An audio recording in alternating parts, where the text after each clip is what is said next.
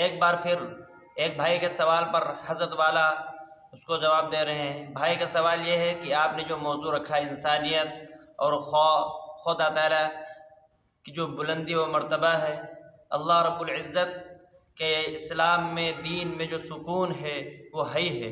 دوسرے معبودوں کو اٹھا کر دیکھتا ہوں، وہ بات نہیں لگتی، وہ ہم کو اطمینان نہیں ملتا جو اسلام میں اطمینان ہے، جو اسلام نے انسانیت کا درس دیا ہے. لہٰذا پورے ویڈیو کو دیکھیں. جی جی، بہت زبردست آپ نے موضوع رکھا ہے. ویسے انسانیت کے خلاف بھی ہے، اور ان میں خود میں جتنے بھی دھرم اگر آپ پڑھیں گے تو خود کے اندر میں ہی بہت سارے کانٹرڈکشن پڑے ہوئے ہیں، بہت سارے. جی ہاں، اسلام کے علاوہ جو گاڈ کا جو سیدھا کانسیپٹ ہے نا، اسلام کے علاوہ کوئی دیتا ہی نہیں ہے. اگر آپ وید پڑھیں گے تو اس میں بھی کانٹرڈکشن ہے، وہاں پہ پرماتما کی پوزیشن چینج ہو رہی ہے اس حساب سے. جی ہاں، تو آپ کو کلیئر کانسیپٹ بھی گاڈ کا اسلام میں ملے گا، اور جو وے آف لائف ہے، حقیقت میں جو وے آف لائف ہے وہ اسلام ہی آپ کو دیتا ہے، اور کوئی سے بالکل بالکل صحیح. ایسا ہی ہے، اسلام جو رہنمائی دیتا ہے اور رہنمائی دیتا آیا ہے آج سے نہیں، منو کے زمانے سے. جو رہنمائی اسلام نے منو کو دی تھی وہی رہنمائی پوری انسانیت کو دی ہے.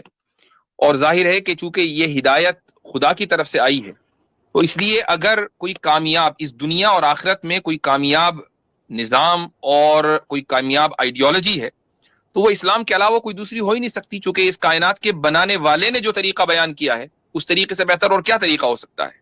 اور اس کائنات میں جو یعنی جو مخلوق ہے انہوں نے جو طریقہ اختیار کیا اس کے اندر کانٹرڈکشنز ہی کانٹرڈکشنز ہیں. اس میں ہمیشہ آپ انکنسسٹنسی دیکھیں گے، آپ ہمیشہ یہ دیکھیں گے کہ اس میں ریفارم ہو رہا ہے. اگلے والے پچھلے والوں کا ریفارم کر رہے ہیں اور پچھلے والوں کو غلط سمجھ رہے ہیں.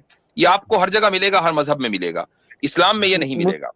مفتی صاحب، میں اس میں ایک پوائنٹ رکھنا چاہوں گا اگر آپ اجازت دیں. جی میری جب سٹارٹنگ میں جب ہماری وہ پہلی سٹریم ہوئی تھی جس میں ہم لوگوں نے، یہ ہماری سٹریم تھی کہ میں نے اسلام کیوں نہیں چھوڑا، جی تو اس میں میرا، کیونکہ میں اپنا پرسنل ایک ایکسپیرینس بتاؤں گا کہ میں کیوں زیادہ انکلائن ہوا اسلام کی طرف سے. کہ میں نے اسلام میں، کیونکہ میں نے اس وقت بھی اس سٹریم میں بتایا تھا کہ میرے اکارڈنگ اسلام ایک ایسا ریلیجن ہے، اب اس کو آپ ایسے سمجھیں. میں ایک انسان ہوں، مجھے بڑا پسند ہے کہ میں پکوان بناؤں اور لوگوں کو کھلاؤں. میں نے بہت سارا پکوان بنائے، میں نے بہت سی ڈشز بنائی، لیکن جب میں وہاں گیا میں نے دیکھا کھانے والا ہی نہیں کوئی. اب ہم ہیومینٹی کی بات کر رہے ہیں، یہ سارے جو ہے ہیومینٹی بات کر رہے ہیں کہ اسلام ہیومینٹی کے اگینسٹ ہے. اسلام میں مجھے سب سے اچھی چیز یہ لگتی ہے کہ انارکی کے اگینسٹ ہے.